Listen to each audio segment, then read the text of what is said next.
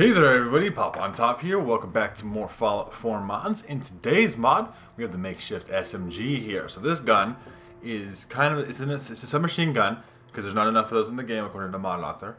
But it's kind of like a ghetto rigged makeshift, as the title would imply.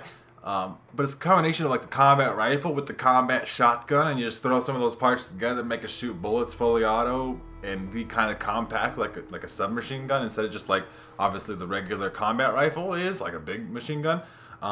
This is just kind of a miniaturized version here. There's a lot of customization you can do with this weapon because it is makeshift. That nature means that you can kind of like throw weird parts of it together. You can make it more like a combat shotgun kind of. I mean, it's not gonna shoot shotgun shells. But you can make it more rifle-y too, right? Like you could do some things that like parts from different weapons. So it's like all, I believe, vanilla assets, just like thrown together in a way to make a different type of gun.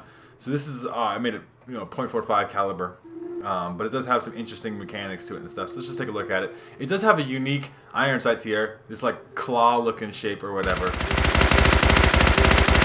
We got it on high fire ammo. We got the big old 30 round clip. You can put a drum mag on there. We'll get it on in a second. But it just sounds like a gun, right? It just doesn't sound that much different than the combat rifle. Probably exactly the same, I'd imagine, actually. But let's take a look at the customization we could do with this weapon here at the weapon workbench. Quite a bit of stuff you can actually do. Alright, so obviously you just want the advanced receiver. That's the best, right? As you work your way up. Also the rifle barrel, smooth barrel. It's not a huge difference. So it depends on how you want to use the weapon. Rifle barrel is going to make it so you're kind of like the close range submachine gun kind of style. The smooth barrel makes it more rifle-like because it's going to improve the range, but it's going to be less accurate. So I guess it's your personal preference on that. Your rifle barrel I think is better because it fits the submachine gun category more. I think you put a short grip on there, or you can put the full stock on there. Like I said, making it more rifle-y. It's going to make it better aim down sights accuracy, worse hip fire accuracy, whatever you want to do. We'll put the stock on there though, just mess around with it. Like I said, you can put a drum mag on there, starts standard, quick eject, so it's 30 round mag no matter what, and then drum mag makes it bigger. Obviously we can put that on there. Your caliber, your ammunition also changes up how many rounds is in that drum mag, or so on and so forth. I just put the glow sights on there. You got the normal reflex sights and then your standard iron sights. The claw iron sights, which is actually like a really nice iron sight. It's really, really good, and I appreciate it. It's really clear and easy to see, so I don't really need it. But you don't get the big scopes on here like the combat rifle or anything. Even the shotgun, the combat shotgun, you can put a big old rifle scope on, so you don't get any of that though. It's a close range gun. You can put all different kinds of bayonets on this gun, which is one of the unique, interesting things I think about it. So I've never lost anyone. This is a corrosive bayonet. So it just does bash, but it also fires corrosive bullets, which ignore 30% of the target's damage and energy resistance. Heated bat sets targets on fire with your bullets. Your bullets shoot and then put people on fire. But you also get the stabby bayonet part on there. Irradiated bullets, right? These are kind of legendary mod type of things, but they just kind of made it modifications you can just craft. So you get improved. This is a serrated, so bleed damage. Causes targets to bleed. I think that's just the blade, maybe, because it doesn't look like. Maybe the barrel does that. It's kind of complicated to know whether these things do that. So this is a standard bayonet.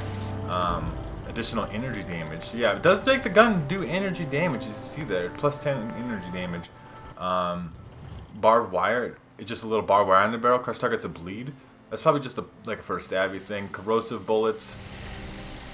Oh, these are muzzles. Okay, so these muzzles definitely change up the barrel. So it's like without the bayonet. And then you have muzzles that do the same thing for just your bullets. So it does additional energy damage, suppressor, if you want to put a suppressor on there. So that seems kind of boring at this point. I think I'm going to put a heated barrel on there, though, because I want to set targets on fire when I shoot. I think that sounds interesting. So there's the ammo choices here, though. You got your .38, your most common ammo in the game, but it's going to do the least amount of damage. .45, which is kind of common for combat rifle. You can do 5mm, which is interesting, because that's obviously mostly reserved for miniguns, and you can get a lot of that ammo in the game because miniguns chew through it so much, and this will not chew through it nearly as much. It will chew through it quite a bit because it's a fully automatic weapon. You cannot make it semi-auto. It's a submachine gun. It's supposed to function this way, and you can make a 10mm. It's like a 10mm SMG.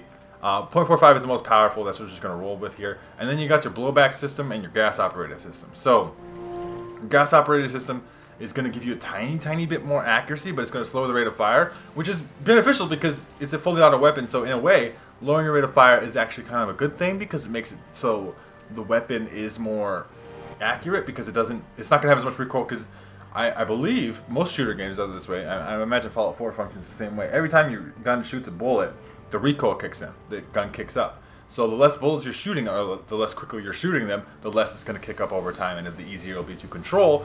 So it's obviously improve accuracy. I just went with a higher rate of fire, though, making a close range kind of gun. No custom paint job?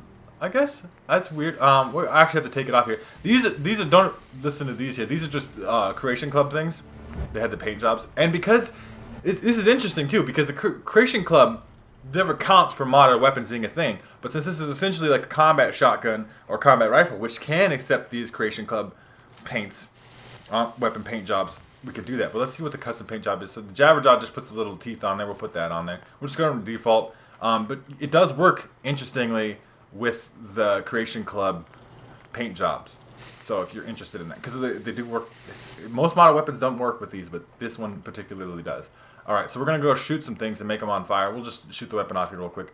Big old 75 round mag now. Sounds nice and meaty, chewing through things. I like the look of that barrel too. Let's go set them things on the fire in combat and let's show the weapon off, and I'll see you guys there. All right, everybody. So we're here in the Super Duper Mart, where there's ghouls, and what's better to set on fire with your submachine gun than ghouls? Plus, the Super Duper Mart here is a very close range encounter type of place, and which just fits the gun. Well, if I could actually set somebody on fire, that would be cool. I don't think it actually sets people on fire. I think it just does bonus fire damage. The gun's a little too powerful, as you see, to be doing this. Maybe I'm just too powerful, but it's accurate. I mean, that just little bursts. Got nice to hip fire though, because I kept it that way. Because like I said, it's a good close range SMG in close range places here like this. It does do the work it wants to do. Now we have to find some more ghouls. Come on, ghouls. I know there's more of you in here. Hello, ghouls. Are you alive? But oh, your friends are though. So this is because I'm gonna get these ghouls going at me. Hello, ghouls. You gonna run? Ghouls are dumb. But what I want to use VATS here to get some of these kills. It's just because I like showing off weapons and VATS. It's the coolest thing in the world. Yeah, that guy got melted. I mean, he didn't take it took like the one of the bullets. That guy's around the corner now. Hey, no one told you to do that. One more VATS. Oh, I got somebody on my right here though. Let's just shoot you in the dome. There you go. That was a good one. And then we'll shoot you in the dome. You guys get the idea though. It is a powerful SMG. It is pretty much just a vanilla gun. Just a combo of them. It does have a high fire rate though. You can melt through things if you need to. It's like cluster. I'm getting so clustered by the dead bodies. Stop. Hey, if there's more ghouls in here and you want to fight, this is probably a fight you want to have. Are you sure? Are you sure this is a fight you want to have? Because you can. I just kind of Rambo style. That's what you do. You just kind of Rambo style through all the bad mans with it. But it is a powerful gun because of that fire rate is really good. And it's interesting. I think it makes sense lore-wise to exist in the world because it's just a combination of guns that kind of already exist, and the game is all of, ooh, a freezing 10 minutes, take that. Just random. But yeah, it does make sense that it does exist because it's just kind of the makeshift nature of the game, like crafting things from other things and stuff.